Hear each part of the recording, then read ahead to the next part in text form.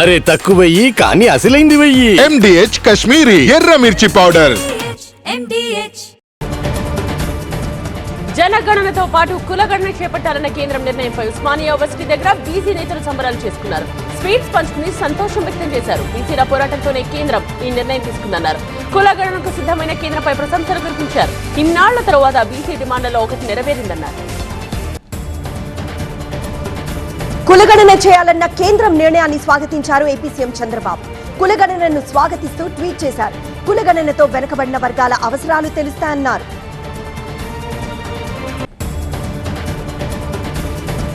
CM Revanth హామీతో నిరవధిక సమ్మెను తాత్కాలికంగా విరమించారు కాంట్రాక్ట్ అసిస్టెంట్ ప్రొఫెసర్స్. ఉస్మానియా పరిపాలన భవనం దగ్గర 12 రోజులుగా సాగిస్తున్న సమ్మెను విరమిస్తున్నట్టు ఆ సంఘం నేతలు చెప్పారు. 2 నెలల్లో సీఎం రేవంత్ రెడ్డి ఇచ్చిన హామీని నెరవేర్చాలని కోరారు. లేదంటే నిరవధిక దీక్ష తప్పదని హెచ్చరించారు. వక్ఫ్ సవరణ చట్టానికి వ్యతిరేకంగా హైదరాబాద్ పాత బస్తీలో ముస్లింలు నిరసన తెలిపారు.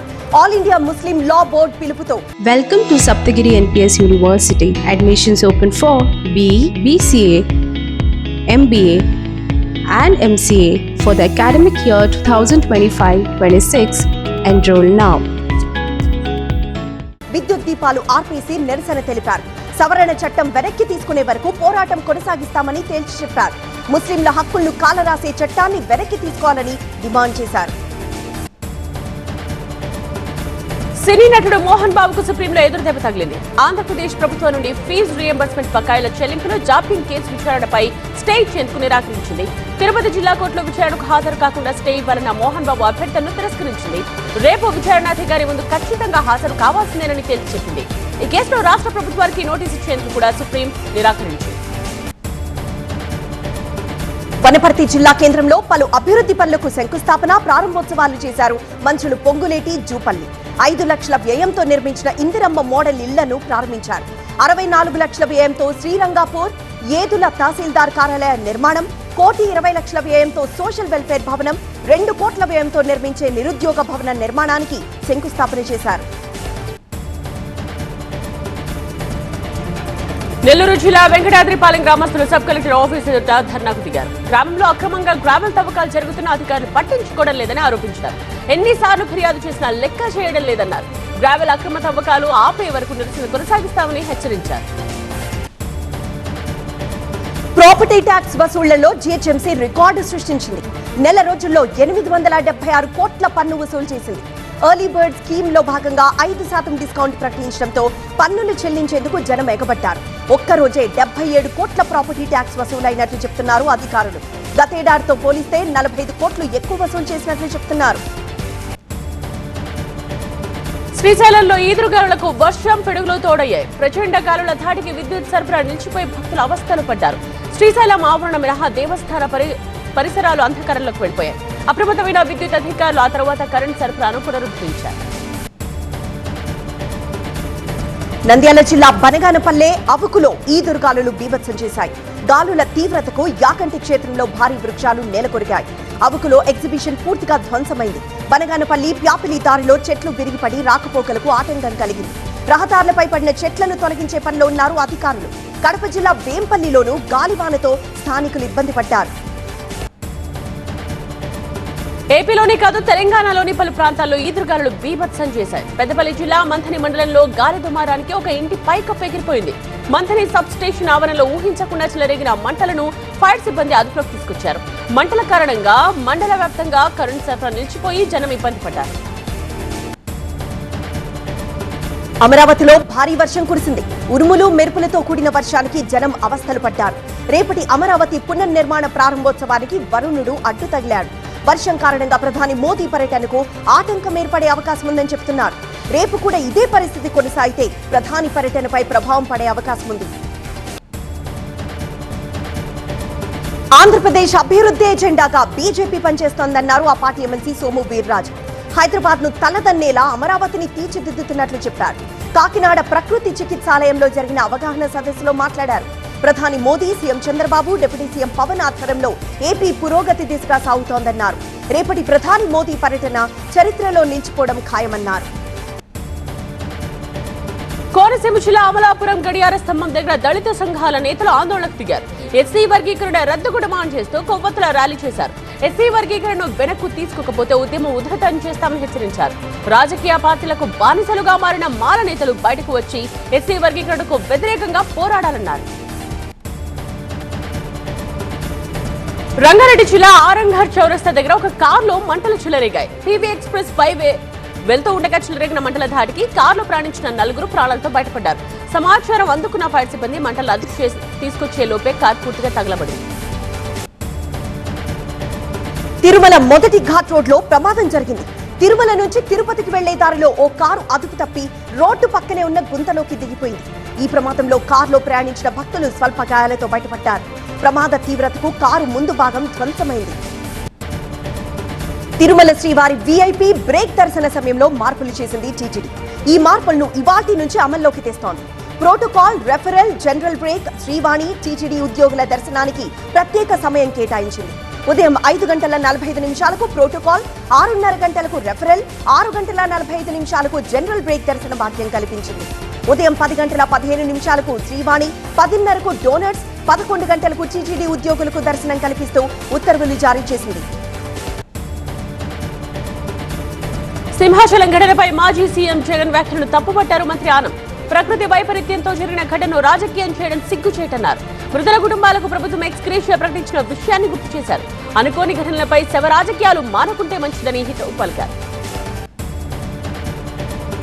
పహల్గాం ఉగ్ర దాడిలో చనిపోయిన శుభం ద్వివేది కుటుంబాన్ని కలిశారు కాంగ్రెస్ అగ్రనేత రాహుల్ గాంధీ. వారి కుటుంబ సభ్యులను ఓదార్చి ప్రగాఢ సానుభూతి తెలిపారు. యావత్ దేశం మృతుల కుటుంబాలకు అండగా ఉందన్నారు. టెర్రరిస్టు దాడిలో చనిపోయిన మృతుల కుటుంబాలకు సరైన న్యాయం దక్కాలన్నారు. పాక్ విమానాలకు తన పరిధిలోని గగనతలం మూసివేస్తూ నోటీస్ టు ఎయిర్ మిషన్స్ జారీ చేసింది భారత్. పాక్ విమానాలు, ఎయిర్లైన్స్, సైనిక విమానాలకు ఈ నెల 23 వరకు అనుమతి నిషేధించింది. ఇప్పటికే పాక్ గగనతలంపై భారత్ విమానాలపై నిషేధం కొనసాగుతోంది. కార్గిల్ యుద్ధం, సర్జికల్ స్ట్రైక్ సమయంలోనూ ఇదే వైఖరి ప్రదర్శించింది భారత్. ఉగ్రదాడి నేపథ్యంలో భారత్ పాక్ మధ్య ఉద్రిక్తత మరింత పెరిగింది. అరేబియా సముద్రంలో ఇరు దేశాలు యుద్ధ నౌకలు మోహరించాయి. కరాచీకి దక్షిణంగా నావికాదళం కాల్పులు జరిపేందుకు పాక్ ఇప్పటికే నోటిఫికేషన్ జారీ చేసింది. అంతే ధీటుగా స్పందిస్తోంది భారత్. గుజరాత్ పోర్బందర్ పోర్ట్ దగ్గర యుద్ధ నౌకలను మోహరించింది. కాంగ్రెస్ అగ్రనేత ప్రియాంక గాంధీ కేంద్ర మంత్రి జేపీ నడ్డాకు లేఖ రాశారు. తాను ఎంపీగా ప్రాతినిధ్యం వహిస్తున్న వాయనాడ్ నియోజకవర్గంలో గిరిజనుల ఆరోగ్యం కోసం ప్రత్యేక చర్యలు తీసుకోవాలని కోరారు. గిరిజనుల కోసం సూపర్ స్పెషాలిటీ ఆసుపత్రి నిర్మించాలని లేఖలో కోరారు. ఢిల్లీ ఎయిమ్స్ దగ్గర అగ్ని ప్రమాదం జరిగింది.